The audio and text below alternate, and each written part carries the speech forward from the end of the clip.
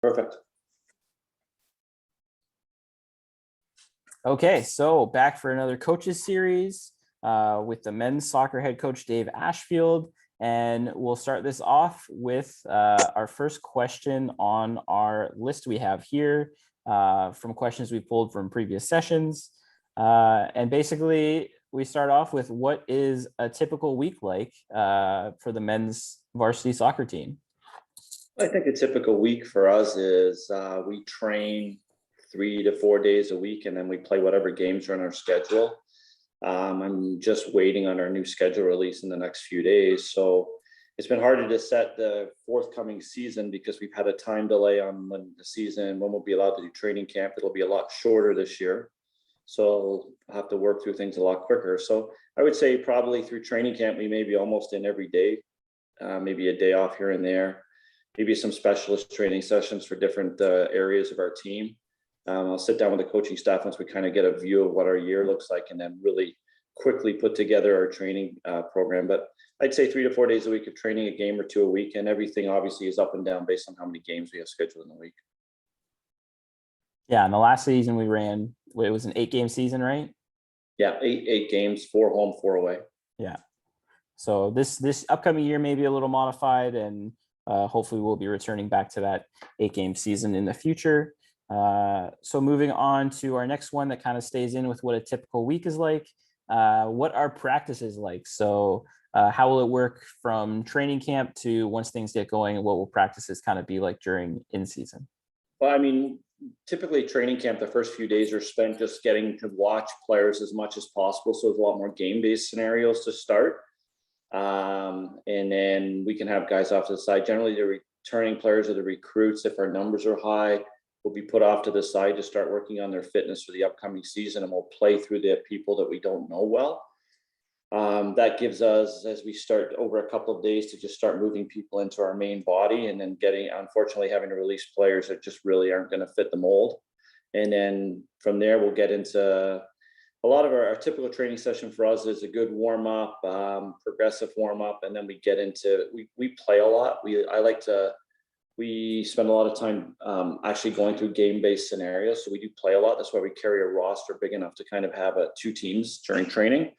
A reason for that is it brings competitiveness to the squad, and it also, we play a system. We want to keep working through the system, and that's what's done us well in the past, is that even though when you start late and you may struggle through the year, you get to figure out the players that best suit your system by the end. And it showed in 2018, we played really well just against a tough Sheridan team in the playoffs. And then even the same again, 2019 in Ontario. But once we got to nationals, we kind of recognized a little flaw in playing Sheridan in that one game, even though we played really well, and we were able to make a couple of adjustments, and because of that, it really worked well for us in nationals.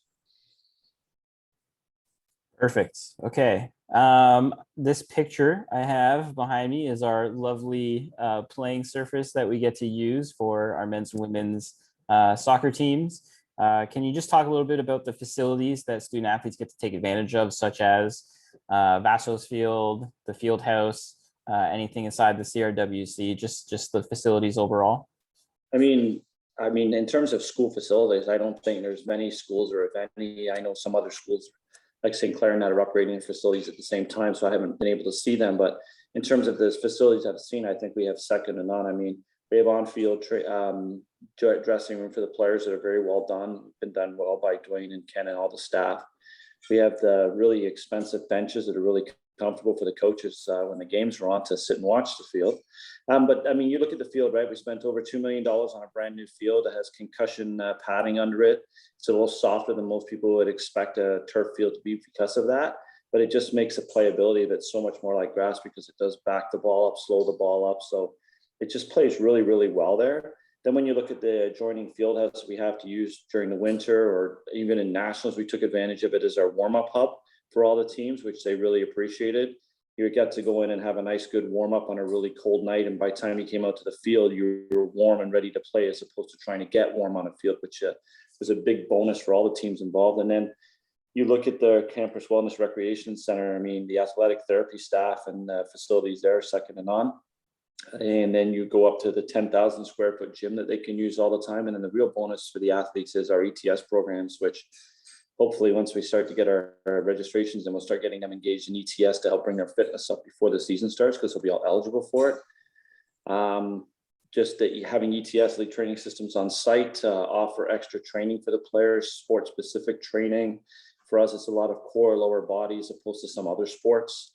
And core flexibility is a real big thing for us, because core flexibility helps avoid some of the injuries that you pick up playing on turf a lot, which are tight hamstrings and calves and stuff like that. So overall, I mean, second to none in terms of facilities that we have to offer the players, and just a fun place for me to coach and for players to play in.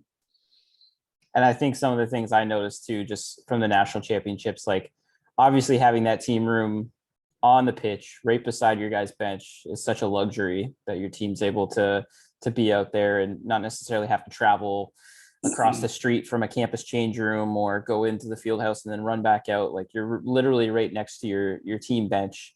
And then in addition, the media press box that we have at Vassos Field. So all of the games are going to have better vantage points for game film on top of being streamed. So any family or friends or anybody back home can watch the game. So our soccer matches will be streamed moving forward as well with that press box.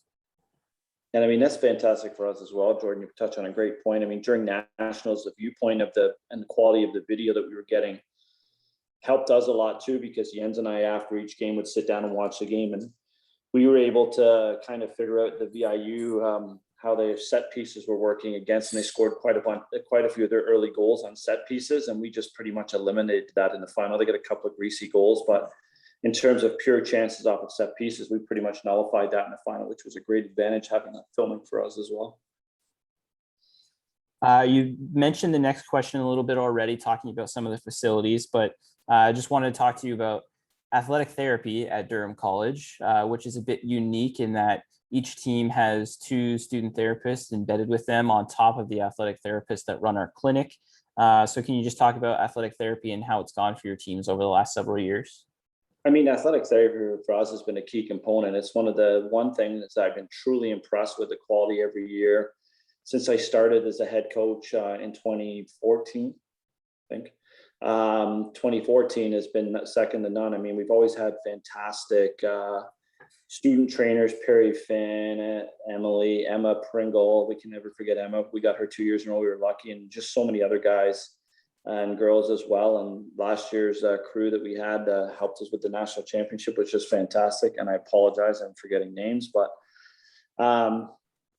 that having those 2 embedded, and then they have a direct conduit to our athletic therapy service is fantastic. We've had a couple injuries out in training where Saul or Allison has taken time to run out to the field and assess. So we've been able to get guys into proper treatment programs right off the hop, and so they've missed minimal time. And you even look at the work they did. Jose, who was just a fantastic player for us in nationals, he was struggling all year with a hamstring, and we just kept working, listened to the athletic therapy staff. They said, please, coach, please don't play him. And we sat him out. We didn't take him on a long road trip, which is demoralizing for the athlete. But I told him, like, look, big picture, kid, and it'll work out. And we ended up using him, and he was a star player for us in nationals. So, I mean, sometimes what you don't contribute early, when you contribute late, it just brings greater rewards. And that's a big component for us to the athletic therapy staff. They're in tune. They keep the athletes well in tune.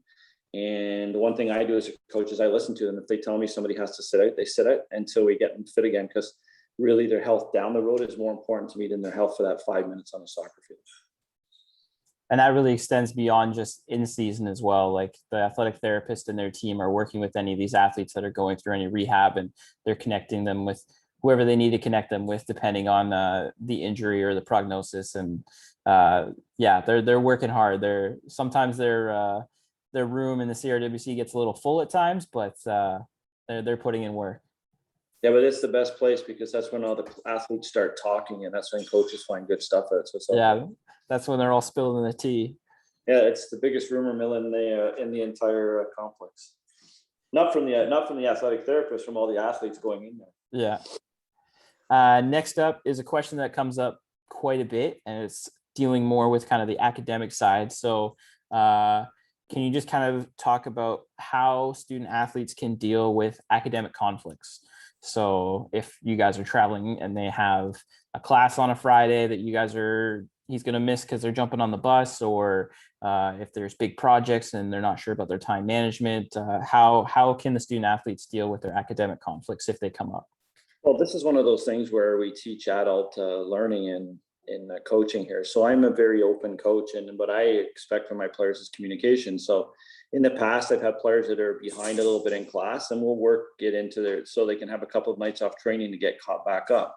We do have a fantastic student room on campus, just in the CRWC, for them to go and study. The study room for Ontario Tech and Durham College, the leather couches. I see most of them get slept on rather than studied on, but we will, if we have to. We have Mike Duggan, who does a great job coordinating all of our academic issues.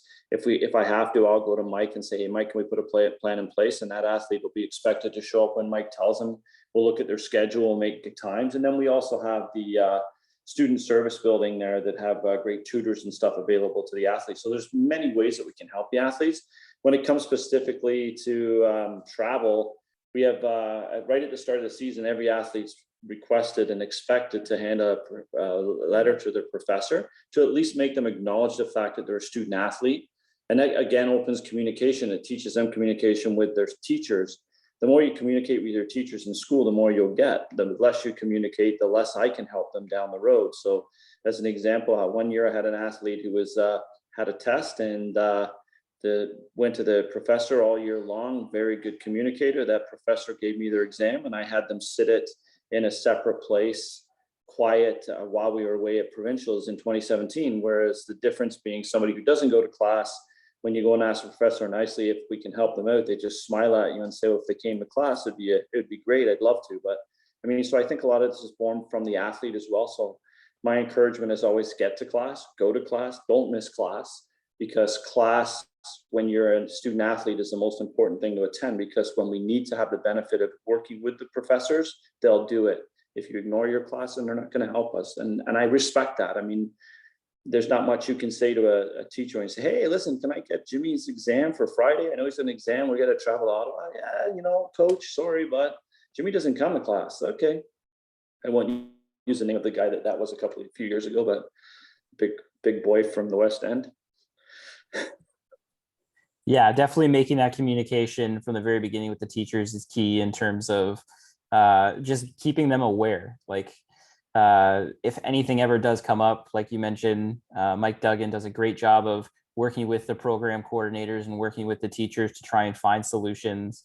And on top of that, you mentioned the scenarios where student athletes are able to do certain tests or exams or anything potentially on the road where they can be adjudicated separately from everybody else. And there's supports and ways to help students work through their academic conflicts, but it's a matter of being ahead of them and not the next day you're looking at one. So yeah, definitely the biggest thing there. And I think, George, just to top that off, if you look at our 2019 Nationals, it was amazing at the end of the game to see all these people I'd never seen before come up to some of the athletes in the police management, in the police foundations program, firefighting program, the sports management program, and there was a finance program. There was probably about 10 or 15 teachers of our student athletes actually at the games there to cheer on their students in the Nationals, and were there to congratulate them at the end. So that goes to showing, I mean, as a team, I'm proud. One of the biggest things I'm proud of, the on-field accomplishments are fantastic, but you look at historically where our program was way back, our student athletes weren't winning awards. We had the highest GPA last year with Ryan Airley. We've got 5-6 peak kids now every single time on, getting academic awards. So I just think it's really, I mean, from what I used to have where it was 1 or 2 and you had to beg people to go to class to what we have now and our GPA, I think that's the biggest stride for us, is making sure that they get a good education so that they get a good life after school. Yeah, all academic awards are no joke. That's a really great honor to receive. President Leviso loves the on-field awards, but he loves the student athletes who get the academic awards even more. And so he should. That's what we're here for, an academic institution. Next up is a question more for any high school athletes or club athletes or athletes getting set to look to enter college. what should recruits or future student athletes kind of work on sport wise, maybe that last year heading into college? Like what's something very important that they should be looking to do specific to their sport? I think more than anything, they just have to be open communicators with the college coaches of any kind that they're looking to be recruited by. I get a lot of athletes come in late and you've never seen them play, which makes it harder for them. I'll take time once I know someone's schedule in the summer to go and watch games, give them tips, and just try and get them ahead of the curve for when they come to training camp. And it really gives me a good mode of what we've got coming in, and I can talk to my coaching staff. Bigger thing for us, I mean, it's been really difficult the last couple of years. So this is a whole new cycle for us. We have a lot of good athletes asking about playing this year. We're going to get them out, get them play and have a look and just move forward from there. I think that's the best way. I think the joy for this year for us, no matter what happens, is to get back out on the field and play. The rest of it will take care of itself. This has been 2 years too long, or a year and a half too long. So we need to just get these athletes back out playing. So I think really for the biggest thing for them to prep is just be fit, ready to come in and show the best you've got. And just remember, unfortunately, as college coaches, we have to make tough decisions really, really quick. And sometimes we get it right, and most times we get it right, but there's the odd time we get a couple wrong. That kind of leads into the next question as well. You kind of touched on how normally when club seasons are going on or high school seasons are going on, you have the chance to go out and watch athletes play beforehand, or if they're sending in film or anything like that. Specific to that, what do you look for when you are scouting a potential recruit? Well, as you've seen over the last couple of years, Jordan, we like to have athletes that are, I mean, we'll take a single position center back or a goalkeeper, it's a different scenario altogether, but strikers, I mean, if you got the players that are one off, but I like to have, you may have 5 or 6 of those that are just really stuck to one position, but around them, I like to have a multitude of players that can play more than one position. And in doing that, it allows us a lot of flexibility in how we play.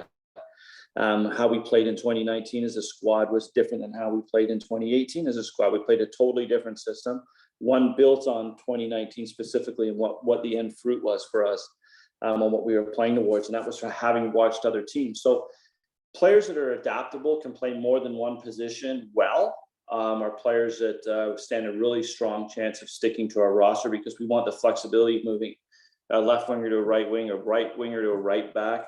We've repositioned players from what they're used to playing, just so that we can play the best 11. As you know, we have an open book when we start training camp. It doesn't matter what happened the year before. We're going to try and put the best 11 players on to start the season, and we work from there. We make adjustments as we go, and that's time earned. So I'm not amiss to having 6 or 7 new players on the field to start a season with guys that played the year before sitting on the bench. I mean, one of the most humble human beings we ever had, Jeremy Bangala, in 2018 scored a ton of goals. In 2019, our friend Josh, that's on the thing here, and with the system we were playing, took over the role of striker for our team, and it led to him being the MVP in the Nationals. So, I mean, we're adaptable to the players we get, and I'm always looking for quick players. Quick players help you win a lot more than help you lose. Kind of sticking with that recruit line of questioning here, if a recruit or a prospect were to come to one of our Durham Lords men's soccer games, or if they were to come on a visit to the college, what is it that you think stands out about DC?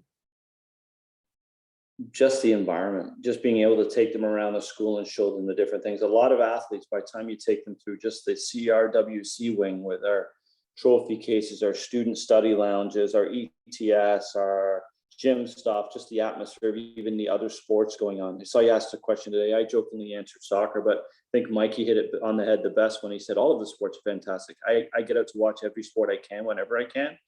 And I think it's just being part of it as a student athlete.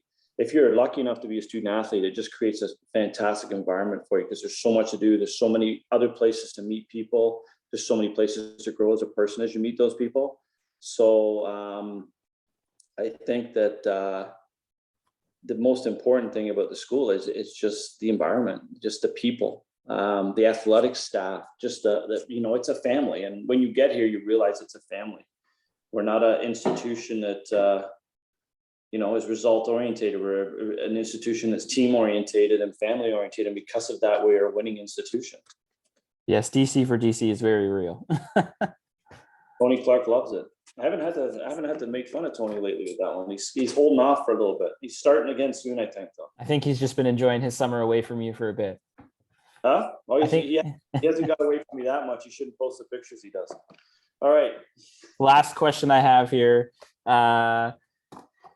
Wherever you want to take it, just any tips you have for somebody that's getting set to enter college.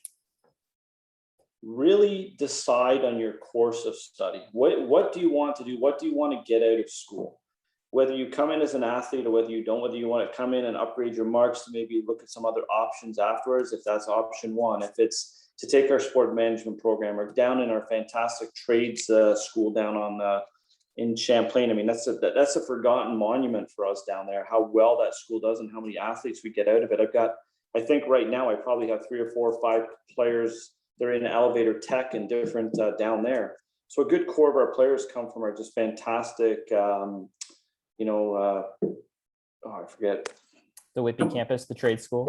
Campus, the trade school, sorry, the trade school. So, I mean, we just got so many options. So if you come in with a real mind and stick to it, I mean, you're going to go through ups and downs in college. College life is like that because in college, life gets at you a little bit more. Sometimes in university, it's a little bit more structured than college because everything's spread out and you get into evening classes. And what happens is you just have to stay on top of it. Learn time management as a student athlete or as any college student. Time management is your number one thing. Find time to study, find time to train, find time for yourself and your friends, and you'll succeed and have fun at school. And when you choose a school, choose one that you truly want to go to. One of the biggest things I'll ask a recruit, they'll say, well, how much money can I get? How much this? I said, do you really want to be a Durham Lord?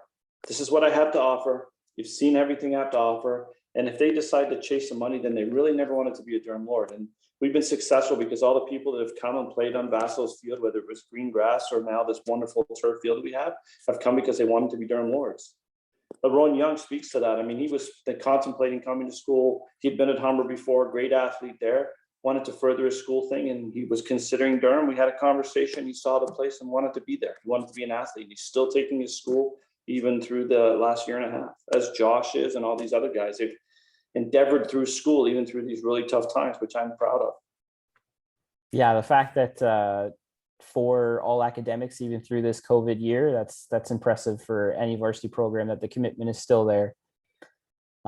We do have a few minutes left. So if anybody on here, whether it be Daniel or Sherrod or Josh, wants to ask a question, now is the time. We'll open the floor for a few seconds here.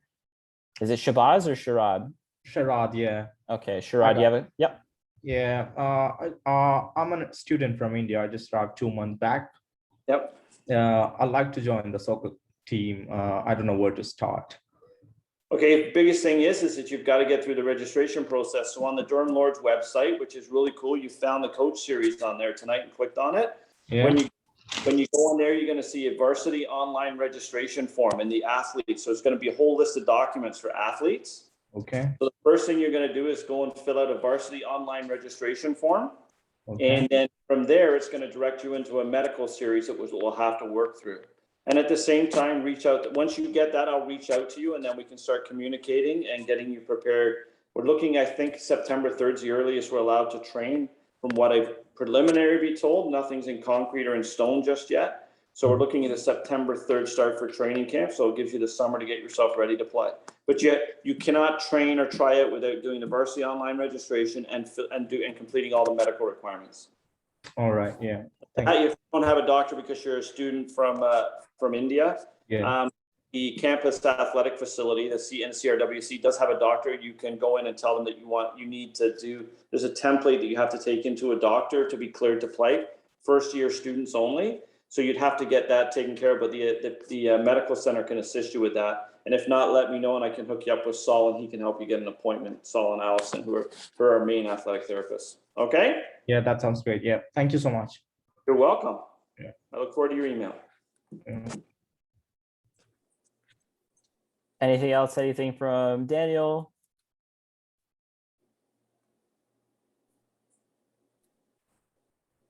I think we might have answered all his questions. We're good. What about Big Josh? Where's Josh? Josh just wanted to tune in and hear your voice. Maybe it's been a little too long. I'm right here. I was itching to jump on and say, say what's up, say what's going on. Jordan, coach. I haven't heard from you guys. I haven't seen you guys in a long time. Josh, turn that video screen on so I can check out your wig. Look at that. Here we are. Yeah, here we are. How's that? He's good. We were just watching the game. We are watching the Italy and Spain game just now. Yeah, fantastic. Wasn't a bad game. We're all. Oh no, not a bad game at all. It was a great game at that actually. You go around next week? Next week, like during the day. Yeah. Okay. I'll reach out to you and we'll come out and I'll come and have take you out for lunch and we'll just have a catch up and get you ready for school for the fall. Yeah, that sounds great. Actually, I'd greatly appreciate that, coach. So it looks like September 3 start, 2 weeks of training camp, and preliminarily all the groups are 4 to keep the numbers of travel down, so it'll be home and away, and then they'll just expand the playoffs to make more teams in the playoffs, so you get that extra game back in a playoff game. So it'll be 16-8-4-2. I think that's what they're looking at. Nothing confirmed 100%. I'm not even sure which teams are in our group because the schools had until today. I'm actually going to find out at 9:30 tonight which schools are out. Some of the schools opted out of playing for a year, which are allowed to do. Oh. So there'd be some schools that we don't go to. So I pretty much think we'll be pretty local. We won't go too far. We're running though. We're going forward. Yeah, we're running. So I'm looking forward to it. Yeah, man, I'm ready. Let's go. All right. Well, I'll reach out to you. Let's catch up next week. All right, I got you, coach. Okay. All right, take care. All right, bye-bye. Okay, and that is Coach's series. I'm gonna stop the record now.